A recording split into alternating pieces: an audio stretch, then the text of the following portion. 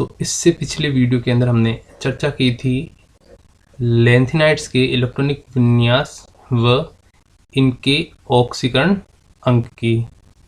तो आपको पता होगा कि सभी लैंथेनाइड्स की +3 ऑक्सीकरण अवस्था सर्वाधिक स्थायी होती है। इसके अलावा जो सीरियम है +4 ऑक्सीकरण अंक भी शो करता है, क्योंकि +4 ऑक्सीकरण अवस्था के अंदर इसका जो इलेक्ट्रॉनिक विन्यास है वो कैसा हो जाता है, सूडो इनर्ट केस के समान। ठीक है। इसके अलावा आपको ध्यान रखना है जो यूरोपियम है ये +3 के अलावा +2 ऑक्सीकरण अंक भी शो करता है, क्योंकि +2 स्टेट के अंदर इसका जो इलेक्ट्रॉनिक विन्यास है वो 4f7 इसको प्राप्त होता है। इसी प्रकार आपको ध्यान रखना है जो इट्रिबियम है वो भी +2 ऑक्सीकरण अवस्था शो करता है, क्योंकि +2 ऑक्सीकरण अवस्था के अंदर इसका जो इलेक्ट्रॉनिक विन्यास है वो 4f14 हो जाता है, जो कि पूर्ण पूरित इलेक्ट्रॉनिक विन्यास है। अब इस वीडियो के अंदर हम चर्चा करेंगे लैंथेनाइड की आयनिक त्रिज्या, यानी जब वो M+3 में होता है, और परमाणु त्रिज्या के बारे में। ठीक है।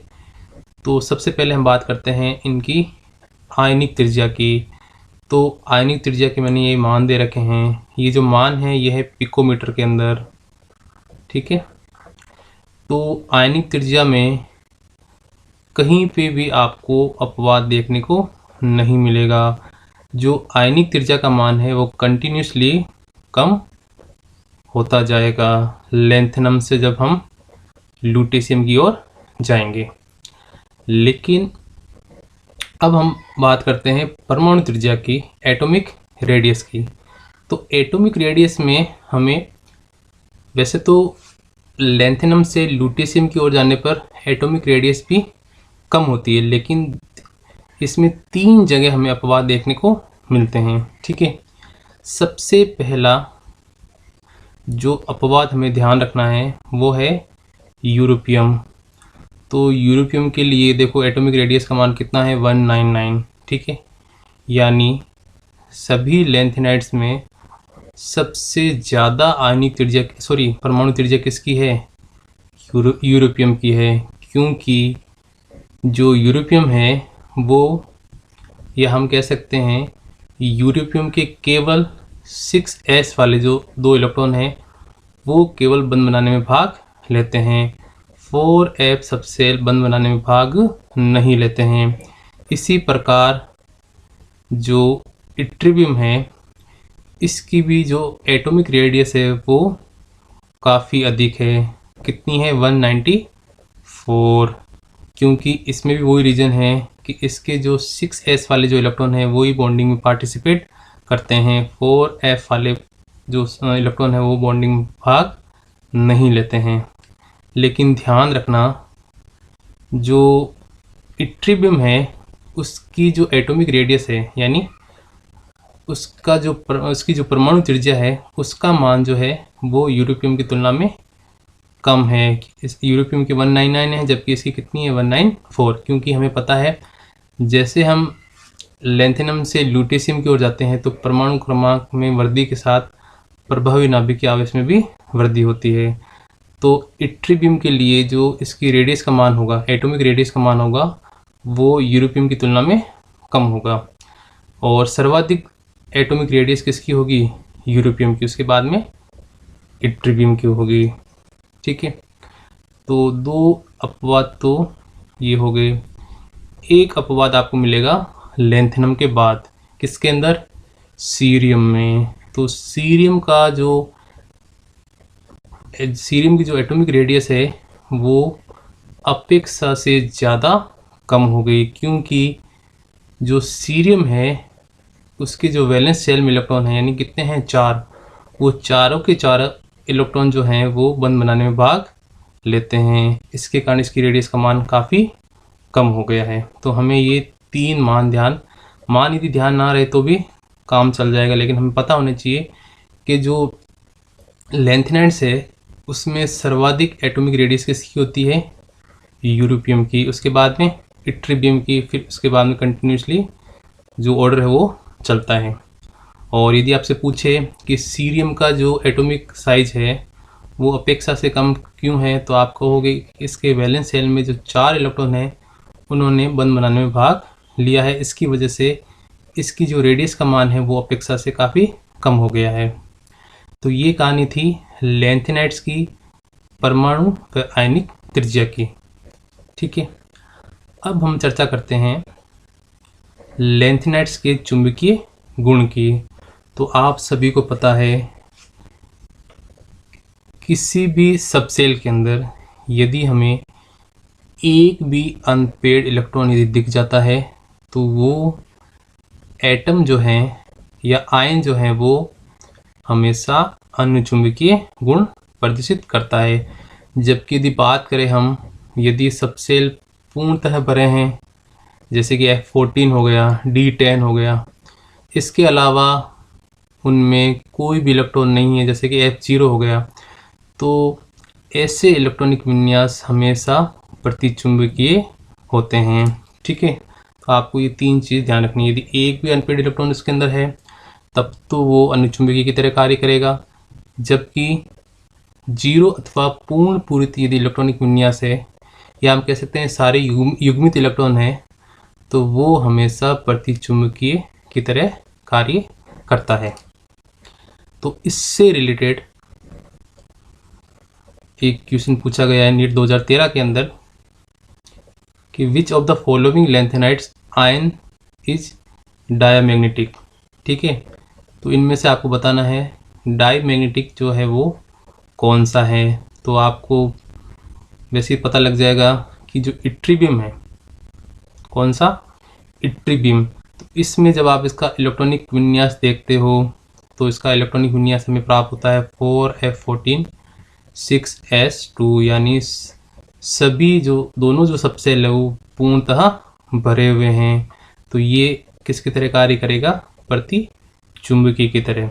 ठीक है, तो ये आप ध्यान रखना। अब हम चर्चा करते हैं लैंथेनाइड्स के कलर्स के बारे में। तो सामान्यतः लैंथेनाइड्स आयन ठोस व जलीय अवस्था में कलर उत्पन्न करते हैं। इनका रीजन क्या है, इनमें FF संक्रमण पाया जाता है, जैसे कि D ब्लॉक के अंदर पाया जाता था उनमें DD संक्रमण मिलता था, और यहाँ क्या मिलेगा, FF संक्रमण। ये लेपोर्टे फोरबिडन होते हैं, ये BAC लेवल का है। ठीक है, आप केवल इतना ध्यान रखना है इनमें FF संक्रमण के कारण कलर उत्पन्न होता है। ठीक है, अब आपको जो चीज़ ध्यान रखनी है कि सामान्यतः समान अयुग्मित इलेक्ट्रॉन रखने वाले लैंथेनाइड आयन का कलर भी समान होता है। ठीक है, तो ये जो कलर वाला जो टॉपिक है ये नीट एग्ज़ाम के लिए इम्पोर्टेंट है और बोर्ड में इससे रिलेटेड क्वेश्चन कम ही पूछे जाते हैं। अब जैसे ये मैंने एक सारणी बना रखी है। ठीक है, ये Ln+3 आयंस हो गए, इनमें अयुग्मित इलेक्ट्रॉन की संख्या हो गई और इनके कलर हो गए। अब जैसे हम लैंथेनम से गैडोलिनियम की ओर जाते हैं तो आपको पता है F सबसेल के अंदर अयुग्मित इलेक्ट्रॉन की संख्या बढ़ती है, मैक्सिमम कितनी जाती है, 7 तक जाती है। ठीक है, उसके बाद टर्बियम से वापस लुटेशियम की ओर अयुग्मित इलेक्ट्रॉन की संख्या घटने लगती है। ठीक है, तो यहाँ मैंने दे रखा सबसे पहले लैंथेनम व लुटेशियम +3, इनमें अयुग्मित इलेक्ट्रॉन की संख्या कितनी है, 0। तो ये किसी प्रकार का कोई कलर उत्पन्न नहीं करते हैं, यानी कैसे होते हैं, कलरलेस। जबकि यदि बात करें सीरियम +3 और इट्रीबियम +3 में अयुग्मित इलेक्ट्रॉन की संख्या 1 है, तो ये भी किसी प्रकार का कोई कलर उत्पन्न नहीं करते हैं। इसके बाद यदि अनपेड इलेक्ट्रॉन की संख्या 2 है तो वो ग्रीन कलर शो करेगा, 3 है तो रेडिश कलर का दिखाई देगा, 4 होने पर पिंक येलो यानी आप कह सकते हो गुलाबी पीला, 5 होने पर पेल येलो यानी हल्का पीला, अयुग्मित इलेक्ट्रॉन की संख्या 6 होने पर हल्का गुलाबी, और गैडोलिनियम जो +3 है उसमें अयुग्मित इलेक्ट्रॉन की संख्या कितनी है? 7, और ये कैसा है? कलरलेस है। तो आपको इसमें केवल 1, 2 और 8 को ध्यान रखना है, जिनमें अयुग्मित इलेक्ट्रॉन की संख्या कितनी मिल रही है हमें? 0, 1 और 7। ठीक है, तो जो लेंथेनम +3 और लुटेशियम +3 है, इसमें तो कोई इलेक्ट्रॉन है ही नहीं, तो इनमें तो किसी प्रकार का एफ ट्रांजिशन हो ही नहीं सकता। जबकि जो सीरियम +3 और इट्रिबियम +3 है, इनमें एक अनपेड इलेक्ट्रॉन है, लेकिन जो विजिबल क्षेत्र में जो ऊर्जा का अवशोषण होता है वो ये नहीं करते हैं, यानी विजिबल क्षेत्र के अंदर ये ऊर्जा का अवशोषण नहीं करते हैं।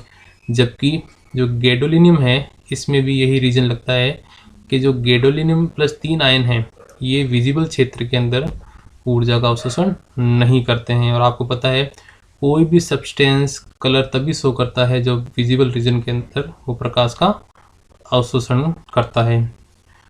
तो ये कहानी थी लैंथेनाइड्स के परमाणु आकार व आयनिक त्रिज्या।